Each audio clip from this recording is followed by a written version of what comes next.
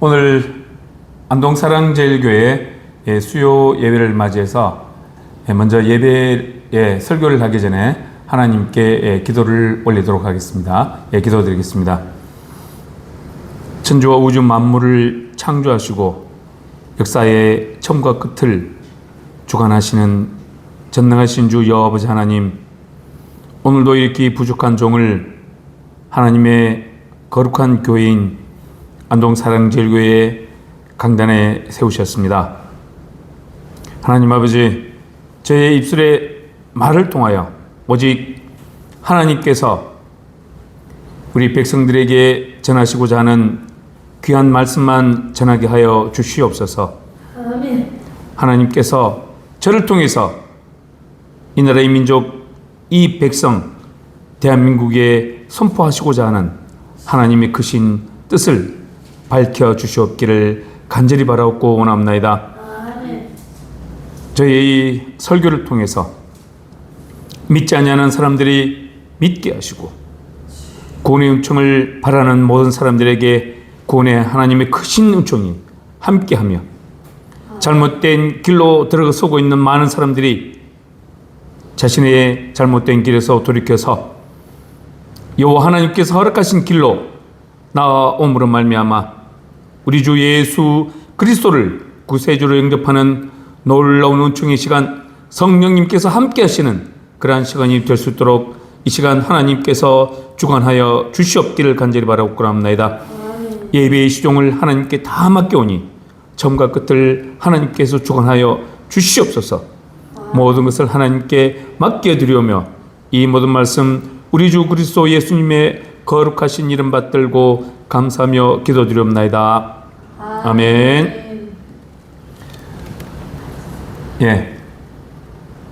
한 주간 잘 계셨죠?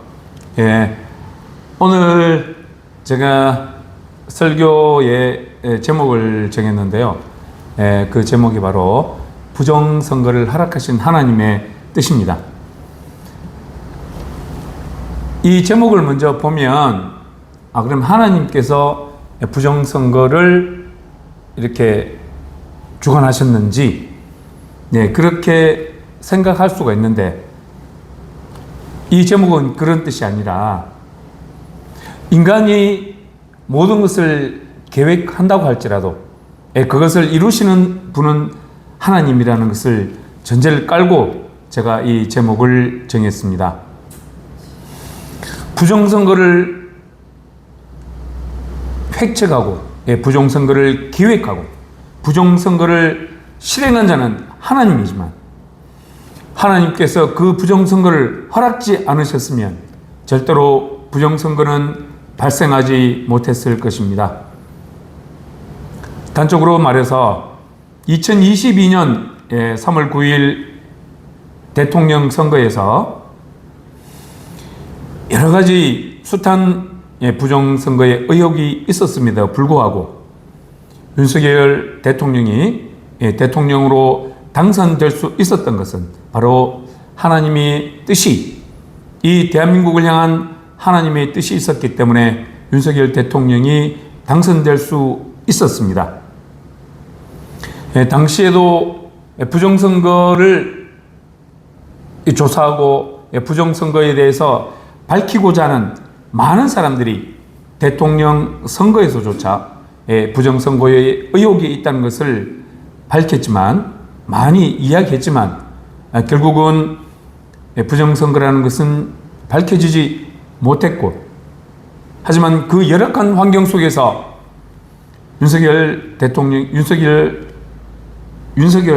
윤석열이 대통령으로 당선될 수 있었던 것은 바로 하나님께서 우리 대한민국의 뜻이 있으셨기 때문에 윤석열 대통령을 대통령으로 선출하셨다는 겁니다.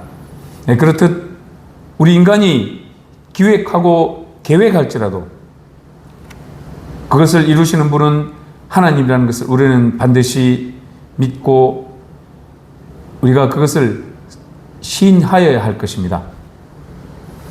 하나님께서 우리 역사와 이 모든 것을 주관하시고 이루셨다는 것은 우리가 이 성경 말씀을 통해서 너무나 잘 알 수 있습니다. 지금 유튜브를 통해서 우리 세계 선교의 TV를 통해서 오늘 예배에 참석하시는 많은 분들 반드시 성경 말씀을 읽으시기를 권고해 드립니다. 왜 그러냐면 이 성경 말씀에 바로 우리 창조로부터 마지막 예수님의 재림까지 그리고 천년 왕국과 우리가 앞으로 마지막 때를 지나서 한일을 지나서 우리가 입성해야 될 그 천국에 관한 이야기가 바로 이 성경책에 담겨져 있기 때문에 그렇습니다. 세상에는 많은 종교들이 있습니다. 이슬람교도 있고 불교도 있고 유교도 있고 도교도 있고, 그리고 일본처럼 보면 일본에는 각 집에 신이 하나씩 다 있다고 합니다. 예. 그래서 또 일본 불교가 원불교이죠. 예. 그래서 뭐 남묘 호랑교도 있고 여러 가지도 많은데 그 모든 종교들에는 경전이 있습니다. 예. 불경이 있고 유교에 보면 노노, 맹자, 사서, 삼경이 있고요.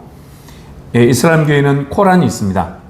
하지만 그 어떠한 경전에도 바로 이 마지막 때에 일어나는 모든 일들에 대한 설명과 역사의 끝과 그리고 그 이후에 펼쳐질 우리 주 예수 그리스도의 구원의 역사에 대해서는 전혀 다루지를 못하고 있다는 것입니다. 지금 요한계시록을 통해서, 아니 그 전에 우리 구약을 통해서 하나님께서 우리 인간을 심판하시고 우리 인간에게 경고를 주실 때 하나님께서 보내시는 메시지가 있습니다. 크게 먼저 기근과 그리고 지진과 전염병과 전쟁입니다. 크게 세 가지인데요. 기근과 전염병과 전쟁입니다. 지진과 같은 자연재해도 물론 포함이 됩니다.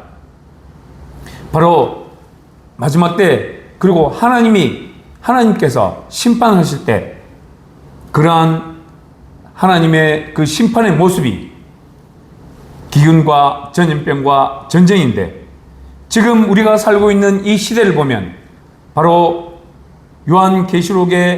요한계시록에서 하나님께서 말씀하신 내용들이 그대로 실현되고 있다는 것을 우리는 잘 알 수가 있습니다. 우리가 전 세계적으로 유행한 코로나 전염병,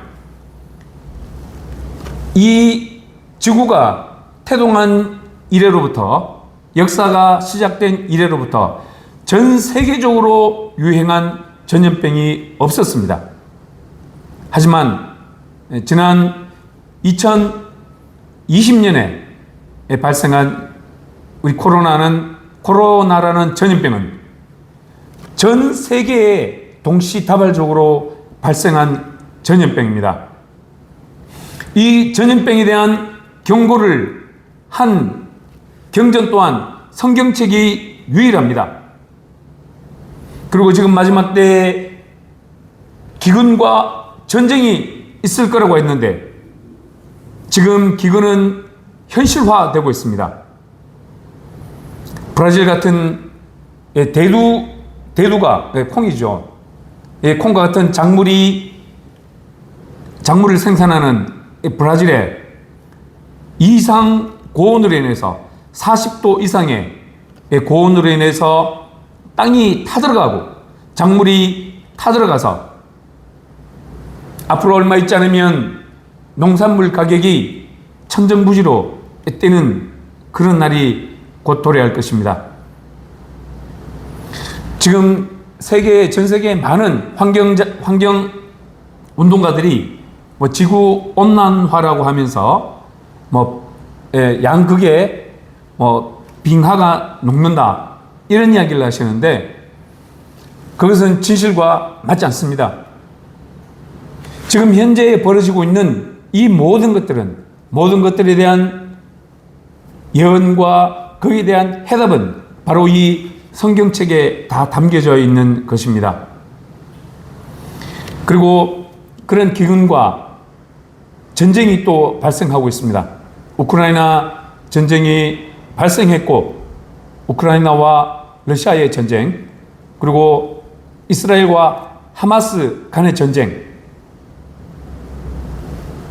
이러한 전쟁을 통해서 성경에서 말씀하신 기근과 전염병과 기근과 전쟁이라는 그러한 현상들이, 마지막 때 현상들이 지금 우리가 살고 있는 이 시대에 펼쳐지고 있다는 것입니다. 오늘 제가 제목을 부정선거를 허락하신 하나님의 뜻이라고 했는데요. 이 하나님의 뜻이 과연 무엇인지 오늘 제가 본문 말씀을 통해서 정확하게 여러분들에게 말씀을 드리도록 하겠습니다. 오늘 본문 말씀은 이사야서 42장 5절에서 6절의 말씀과 43장 1절의 말씀입니다. 제가 봉독을 해 드리도록 하겠습니다. 하늘을 창조하여 펴시고 땅과 그 소산을 내시며 땅 위의 백성에게 호흡을 주시며 땅에 행하는 자에게 영을 주시는 하나님 여호와께서 이같이 말씀하시되 나 여호와가 의로 너를 불렀은즉 내가 내 손을 잡아 너를 보호하며 너를 세워 백성의 언약과 이방의 빛이 되게 하리니. 아멘. 예, 43장 1절의 말씀입니다. 야곱아 너를 창조하신 여호와께서 지금 말씀하시느니라. 이스라엘아 너를 지으신 이가 말씀하시느니라. 너는 두려워하지 말라. 내가 너를 구속하였고 내가 너를 지명하여 불렀나니 너는 내 것이라. 아멘. 아멘. 바로 부정선거를 허락하신 하나님의 뜻이 이 두 구절에 나와 있습니다. 먼저 이사야서 42장 6절에 보면 바로 하나님의 정확한 말씀이 나와 있습니다. 나 여호와가 너를 불렀은즉. 제가 성경 말씀 읽으면서 제가 감동을 받았는데, 여기서 너라는 것은 바로 우리 대한민국의 우리 민족을 일컫는 말입니다. 하나님께서 우리 대한민국을 불러서 어떻게 하실 거냐?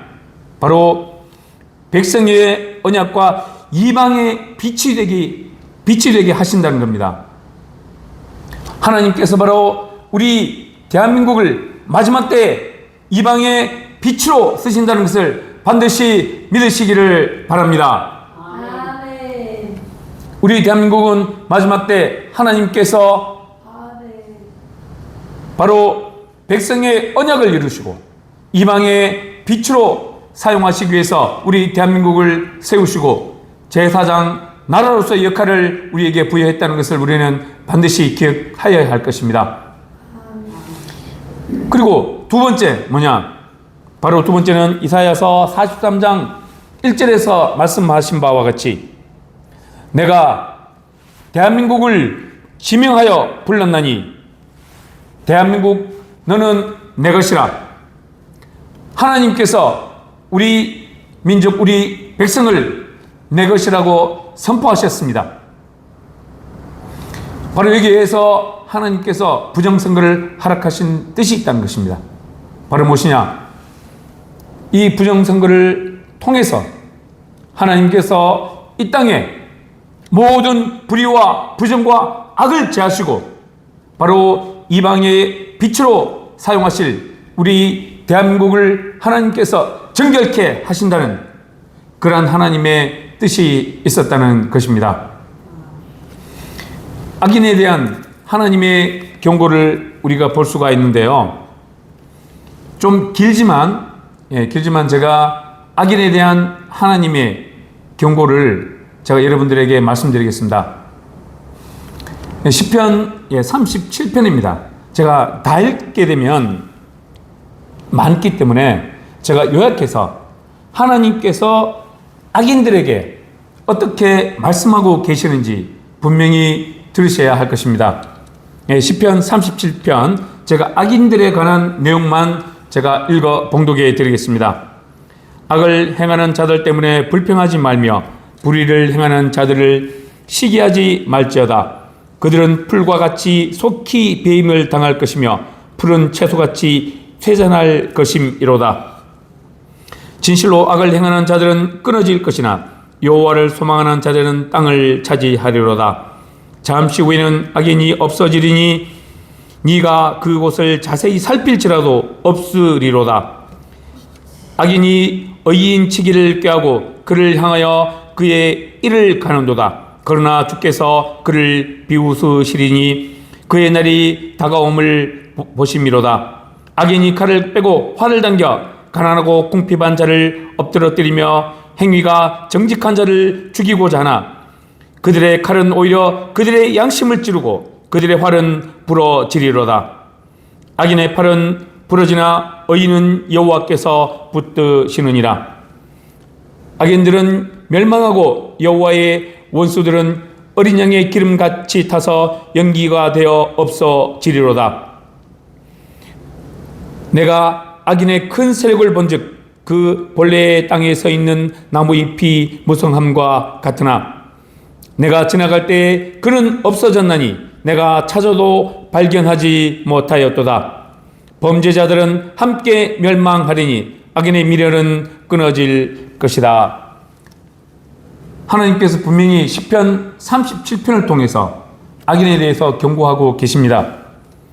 대표적으로 본다면 바로 악인이 칼을 빼들고 활을 당겨 가난하고 궁핍한 자를 엎드러뜨리고 행위가 정직한 자를 죽이고자 하나 그 칼은 오히려 그들의 양심을 찌른다고 하였습니다. 바로 그들의 칼이 그들의 부정한 모든 행위가 자기들의 양심을 찌르게 된다는 것입니다. 그리고 중요한 것은 악인들의 세력을 본즉 악인들의 그 세력이 나뭇잎이 무성함과 같다고 했습니다. 악인들의 세력이 얼마나 큰지 나뭇잎이 무성한 것처럼 악인들의 세력이 크다고 했습니다. 하지만 내가 지나갈 때에 그는 없어졌나니 그 풍성한 나무가 없어졌습니다. 사라졌습니다. 내가 찾아도 발견하지 못하였다고 분명히 시편에서 말씀하고 계신다는 겁니다. 지금 악인들의 행위와 악인들의 나아가는 것들이 사람들이 보기에는 흥황하는 것 같고 풍성한 나무와 같이 이파리가 푸르고 잎이 엄청나게 많고 나무 둥지가 큰 것 같이 보이지만 얼마 후 시간이 지나서 내가 거기에 가보니 찾아도 내가 그 나무를 발견하지 못하였다는 것입니다. 아멘. 악인의 끝은 반드시 이렇게 되리라는 것은 성경 말씀을 통해서 하나님이 선포하셨습니다. 아멘. 이 성경 말씀은 1.1획도 틀려지지 않으며 땅에 떨어지지 않습니다. 아멘. 반드시 이루어지는 것입니다. 아멘. 조금 전에 마지막 때에 하나님께서 경고하신 전염병과 기근과 전쟁이 정확하게 들어맞는 것을 여러분들은 보지 않습니까? 여호와의 말씀은 그 정도로 정확합니다. 왜냐하면 하나님께서는 태초에 천지를 창조하기 그 전부터 계셨고 그리고 마지막 때에 예수님께서 재림하셔서 심판이 있고 난 그 이후에도 다 하나님은 동시에 계시기 때문에 역사의 처음과 끝을 다 알고 계시기 때문에 하나님의 말씀은 정확한 것입니다. 하나님의 말씀을 결코 경홀히 여기서는 안 될 것입니다. 아멘. 자, 37편에서 또 중요한 것을 보면 내가 어려서부터 늙기까지 의인이 버림을 당하거나 그의 자손이 결실감을 보지 못하였도다. 바로 이 말씀 뭐냐면 이 시편 기자가 어려서부터 늙기까지 태어나서 어려서부터 늙기까지 의인이 버림을 당하거나 그의 자식이 결실감을 보지 못했다고 했습니다. 바로 의인이 버림을 당해서 위기에 빠지거나 그의 자식들이 결식을 당하고 그의 자식들이 버림받는 것을 보지 못하였다고 분명히 시편 기자는